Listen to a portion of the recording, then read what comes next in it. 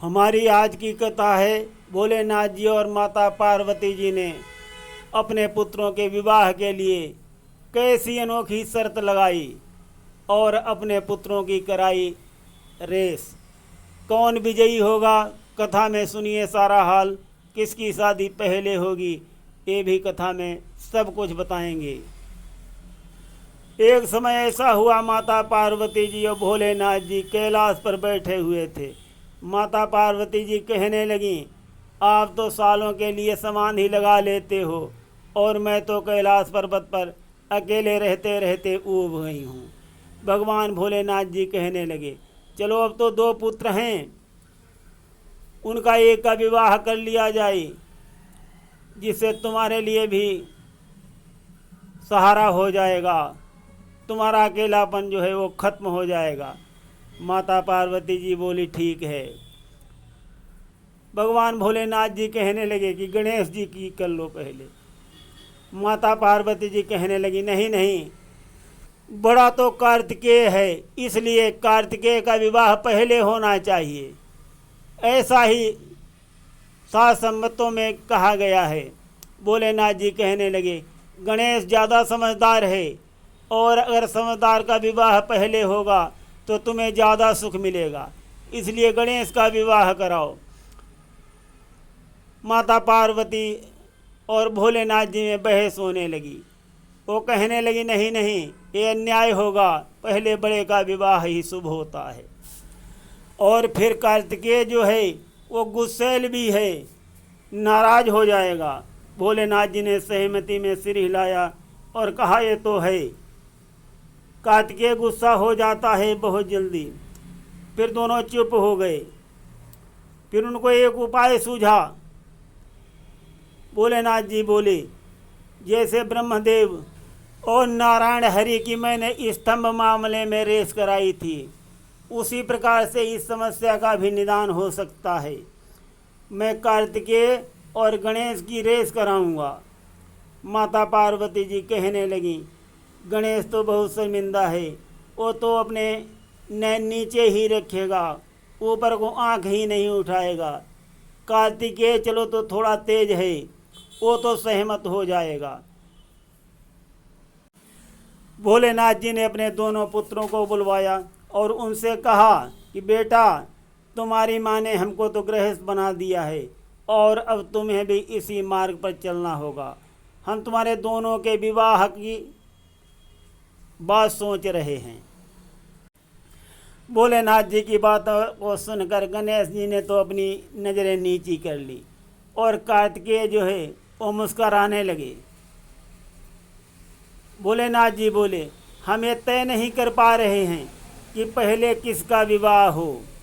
जन्म से तो कार्तिकेय बड़ा है, उसका विवाह पहले होना चाहिए, किंतु प्रमुख देवता तो गणेश हैं। गणेश की पदवी बड़ी है। ये सुनकर के कार्तिकेय जो है वो उदास हो गए।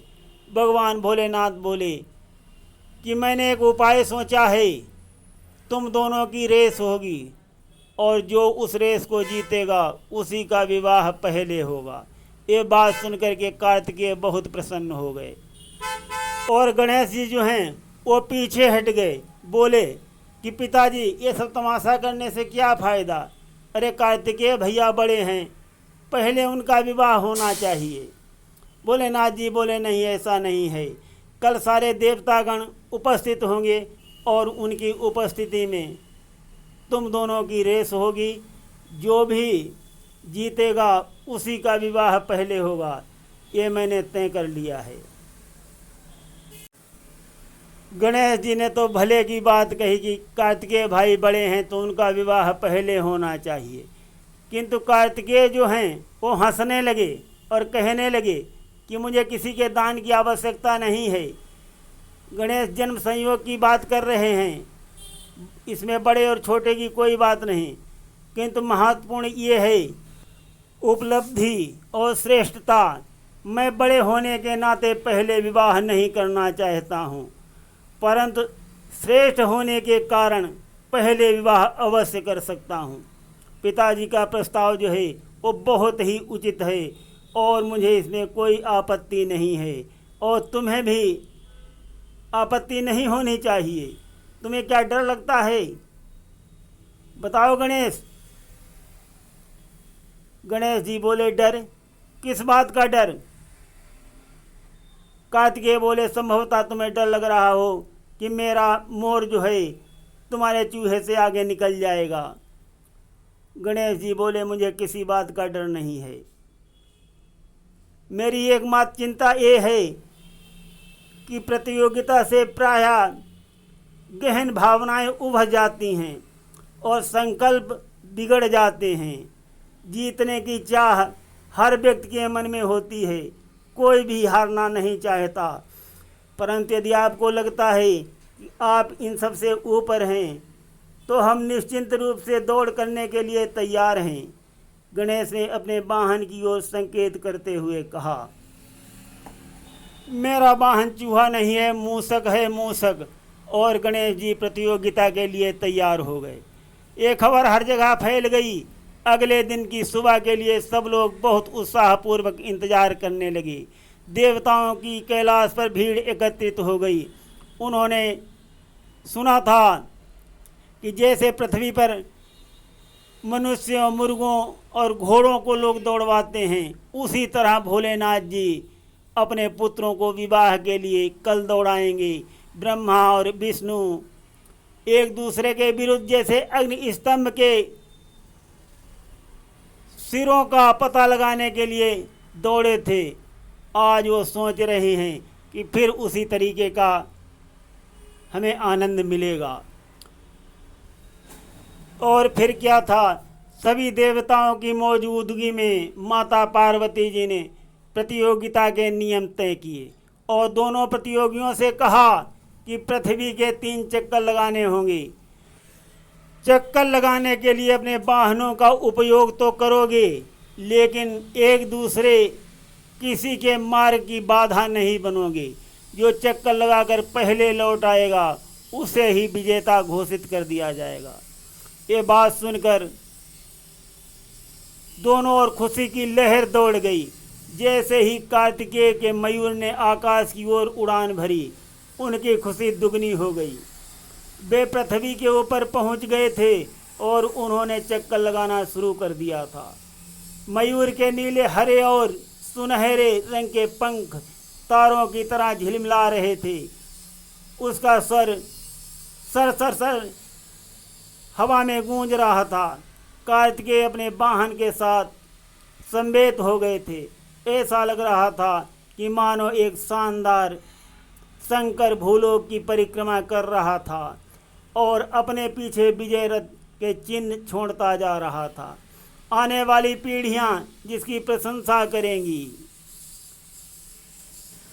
परंतु गणेश जी कुछ नहीं कर रहे थे। विष्णु जी बोले, अरे गणेश को देखो, ये तो कुछ नहीं कर रहे। क्या ये प्रतियोगिता में भाग नहीं ले रहे हैं क्या? गणेश जी अभी कैलाश में ही हैं। ऐसा लग रहा है जैसे इनको कुछ करने का इरादा ही नहीं है। सब देवता असमंजस में पड़ गए। क्या उन्हें नियम समझ में नहीं आए हैं क्या? क्या उन्होंने कार्तिकेय की उड़ान देकर हार स्वीकार कर ली है क्या? गणेश क्या करने वाले हैं? यही सब ब्रह्मा, विष्णु और सभी देवतागण सोच रहे हैं। अपने वाहन पर बैठे गणेश शिव और पार्वती की परिक्रमा कर रहे थे। उन्होंने दृष्टि उठाकर आकाश की तरफ देखा भी नहीं। उनका भाई दुनिया के चक्कर लगाने में सर्राटे भर रहा था और भारी भरकम शरीर के गणेश जी अपने वाहन पर सवार थे। उनका वाहन चूहा दबा जा रहा था और भगवान भोलेनाथ और माता पार्वती की परिक्रमा में लगा हुआ था। धीरे धीरे 3 परिक्रमाएं पूरी भी कर ली। एक क्षण के बाद कार्तिकेय जी भी लौट आए कैलाश पर्वत पर और वो सोच रहे थे कि मैं ही विजेता हूँ। गणेश जी तो यहीं रहे, कहीं गए ही नहीं। भगवान भोलेनाथ जी ने गणेश जी को विजेता घोषित कर दिया कि गणेश जी विजेता हैं और बोले, अब पहले विवाह भी गणेश का होगा। भोलेनाथ जी की बातों को सुनकर कैलाश पर सन्नाटा छा गया। सभी देवता असमंजस में पड़ गए। माता पार्वती हैरान हो गईं। केवल विष्णु और ब्रह्मा जी मुस्कुरा रहे थे। कार्तिकेय अपने मयूर से छलांग लगाकर नीचे उतर आए। गणेश गणेश का विवाह होगा। परिक्रमा मैंने पूरी की है 3 बार। गणेश ने तो दौड़ भी नहीं लगाई, उसने भाग ही नहीं लिया, और वो विजेता कैसे हो सकता है।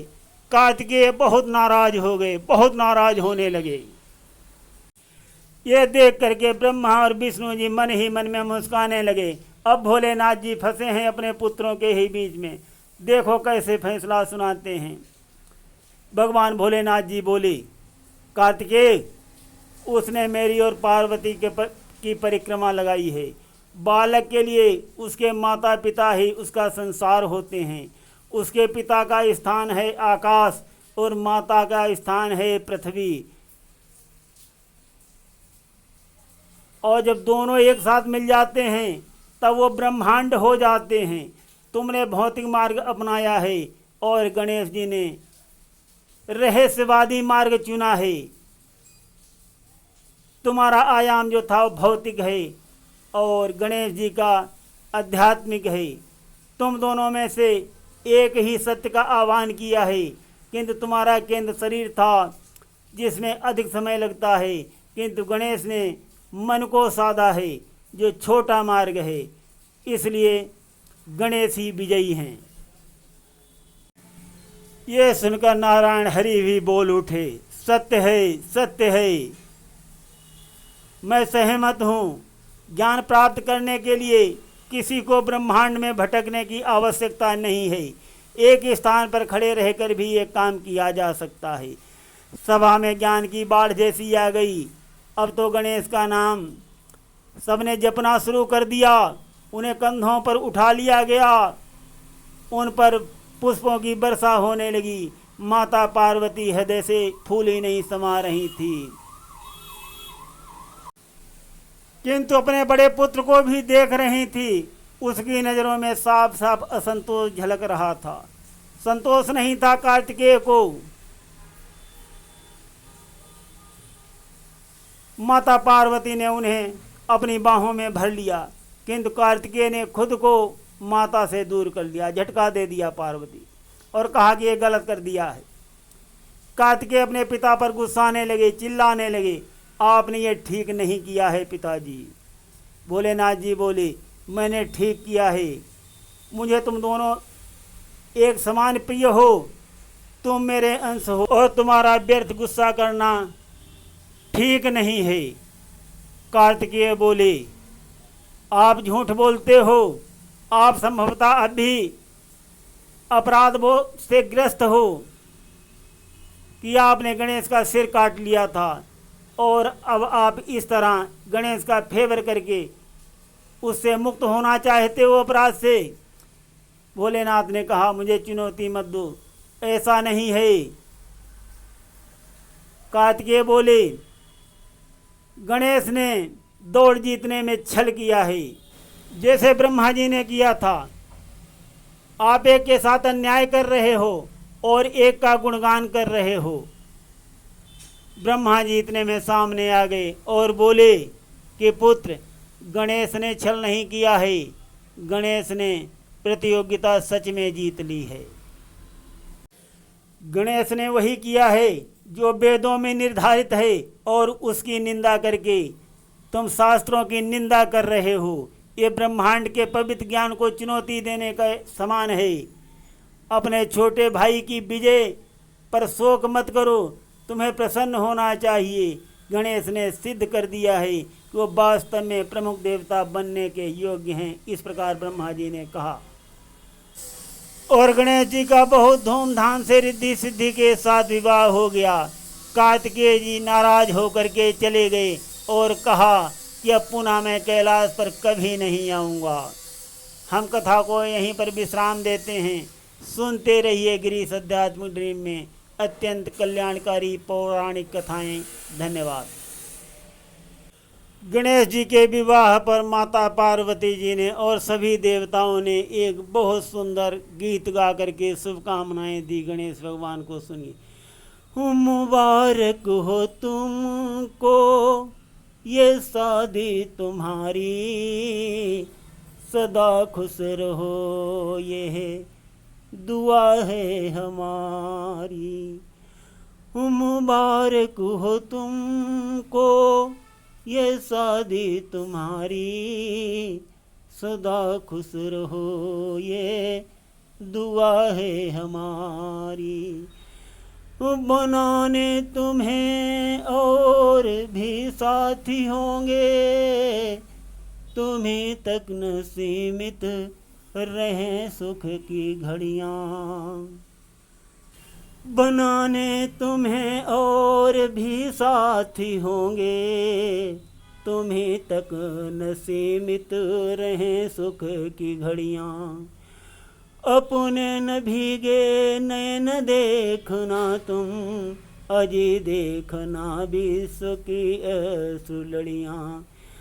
तुम्हारे कदम चूमे ये दुनिया सारी, सदा खुश रहो ये दुआ है हमारी। सदा खुश रहो ये दुआ है हमारी। इस प्रकार से सबने गणेश भगवान को विवाह की मुबारकबाद दी और कहा कि सबके विवाह में सबसे पहले तुम्हारी ही पूजा होगी। आज भी गणेश भगवान की सबसे पहले पूजा होती है, किसी का भी शादी विवाह हो। धन्यवाद।